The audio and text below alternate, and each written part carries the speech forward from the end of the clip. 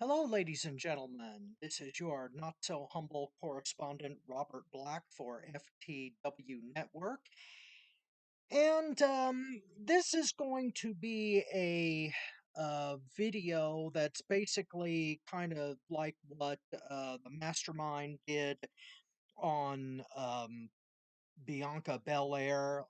This is basically a rant from your not so humble correspondent. So bear with me because this is basically going to be a big old you tapped out segment here that's way too big for the regular show. So the time has come for me to tell a very personal story that happens to tie in with this go home run for the road to WrestleMania.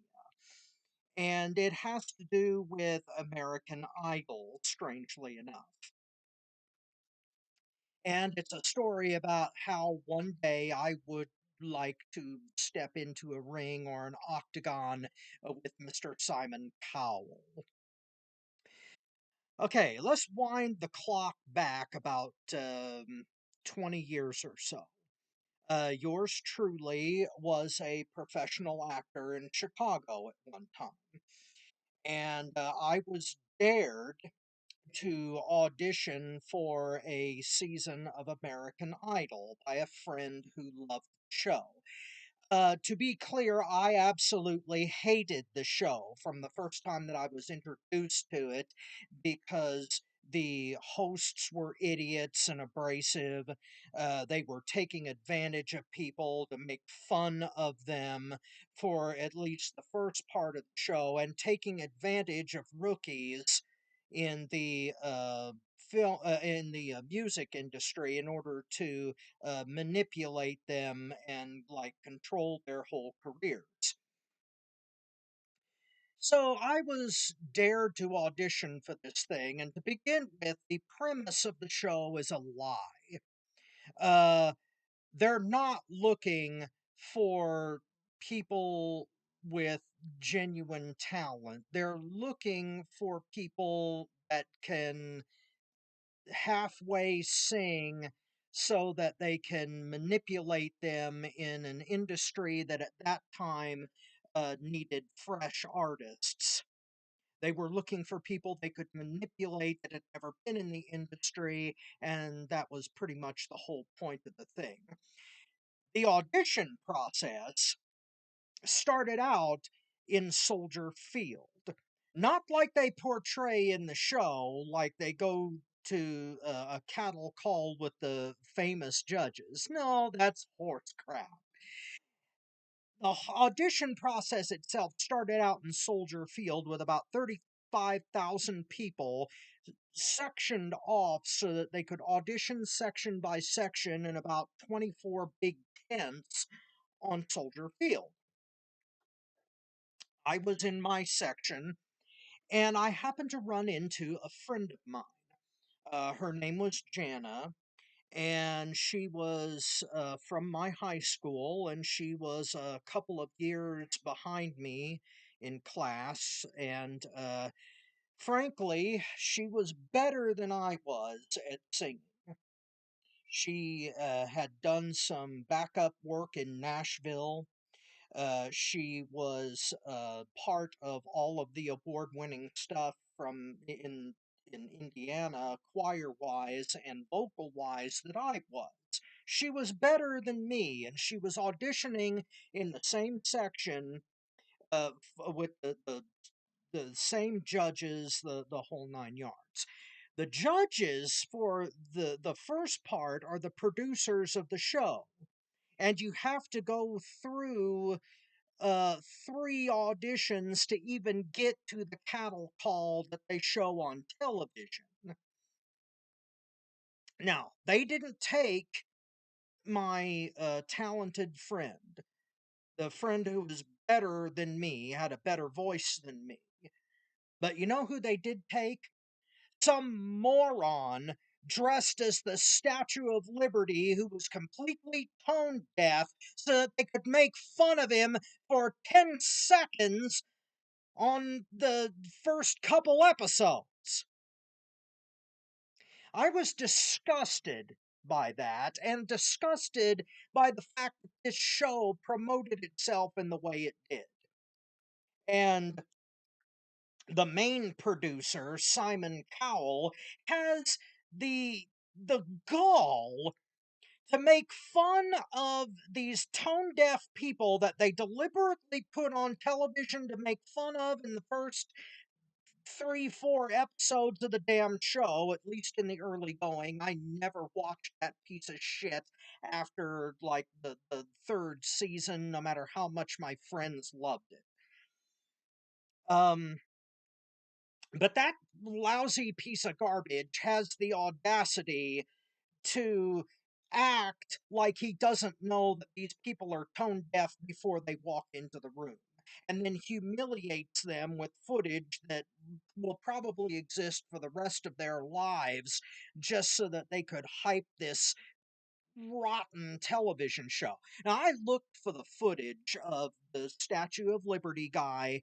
Maybe a fan of the show could help find it, but I looked for like 15 minutes, couldn't find it, and I was on the verge of vomiting, even just hearing that lousy introduction, that loud, obnoxious crap. Just that song almost drives me into a homicidal rage. But that show was so disgusting and started the trend for the popularity of reality television in the mid 2000s that I feel a lot of animosity toward that old hack, Simon Cowell, who probably couldn't sing a note if his life depended on it. And because of that, and because of all the people that he humiliated on behalf of myself and the and my friend Jana, who and everybody who was humiliated by that stupid show, I would legit climb into any ring, any octagon, any cage, if it would mean taking on Simon Cowell one on one. That's an open damn challenge, and I'm seriously making it after all these years. Now, I am fully aware that I am a 5'4", pudgy, bald play-by-play announcer.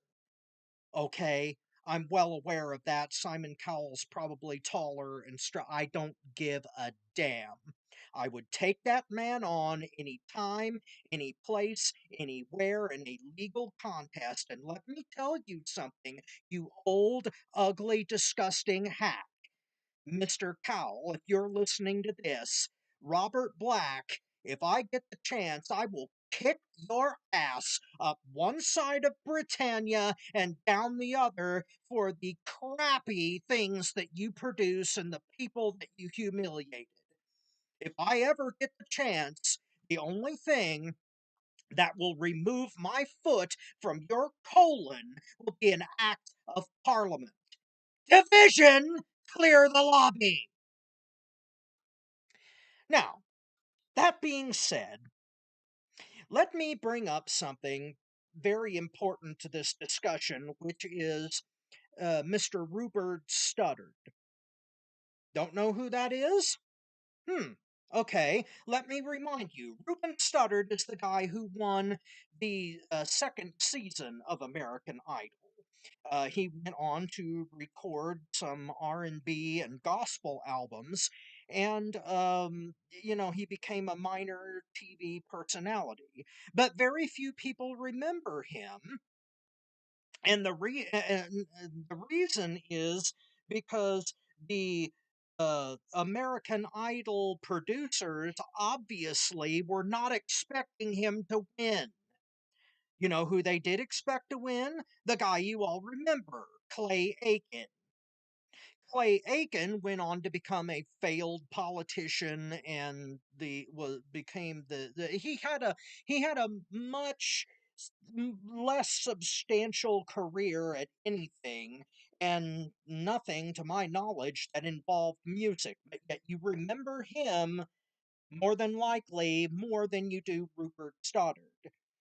And that's because American Idol never wanted or intended for him to win that contest. I remember being in a room with my friends and they were all expecting Aiken to win. And when Rupert won, the air got sucked out of the room.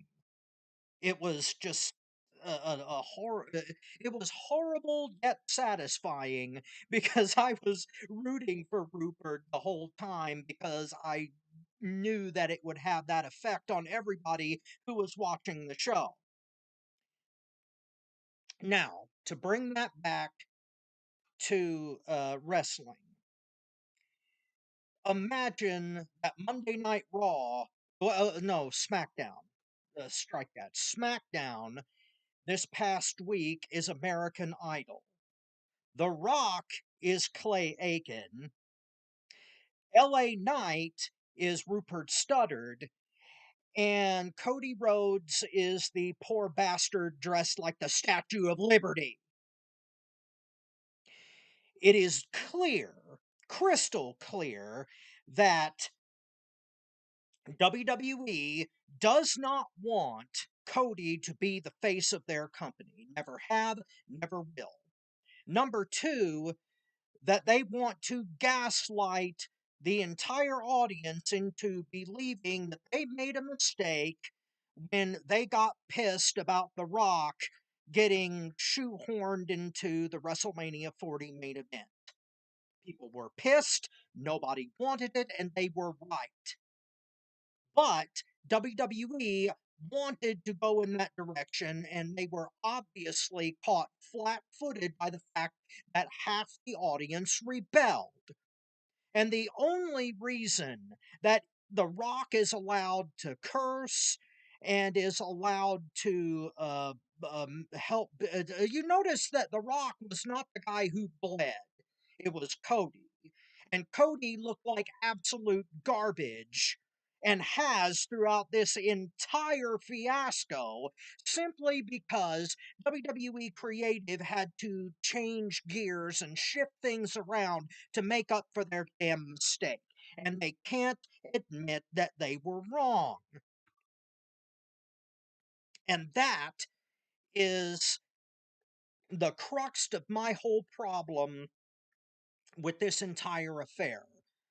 The Rock should have never been a damn part of this. I don't care about his name recognition. I don't care about them trying to distract from Vince McMahon's literally crappy shenanigans and scandals. The Rock never belonged in this. I don't care whose cousin he is. WWE should have just admitted they were wrong, changed the match back, and shut the hell up. But they can't. They can't admit that they were wrong.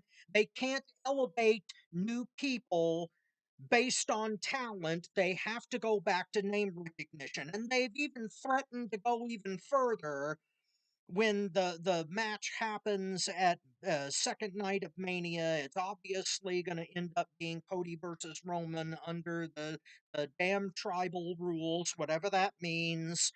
Probably the same damn thing it meant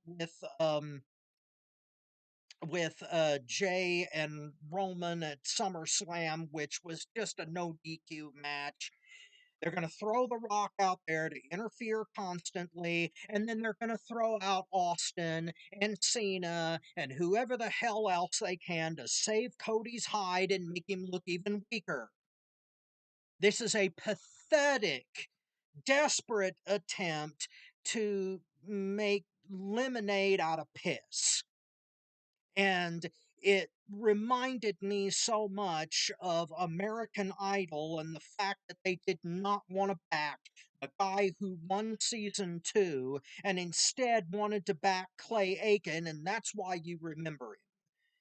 And that's why everybody is saying that the Attitude Era is coming back, that PG is dead. No, it ain't. They let The Rock do all of that crap because he's a member of the TKO board. The Rock overrode WWE Creative and made himself look good at Cody's expense. And they've painted themselves into a corner creatively because if they don't give Cody something at WrestleMania, some kind of win, some kind of redemption, then his fan base is going to walk. And everybody who didn't want The Rock in the main event are going to walk, but they still don't want Cody as the face of the company. And even if he does win the title, Lesnar, the shovel, is going to come back and take it away from him, Kofi Kingston style, or they will do something else to take the belt off of him immediately. And it just makes me sick.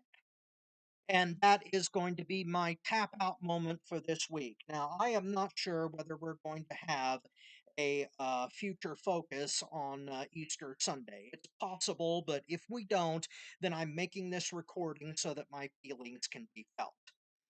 Anyway, that's the Simon Cowell challenge. That is my American Idol story. That's my tap out moment. I am Robert Black, and I am your not so humble correspondent, Black out. Hit it. Oh, how you feel, brother? Feeling good. You feel good? Feeling good. It's grooving. Play so much bone, brother. How you feel, man? I feel all right. I call your name. I don't want no people to know you're in here. How you feel, brother?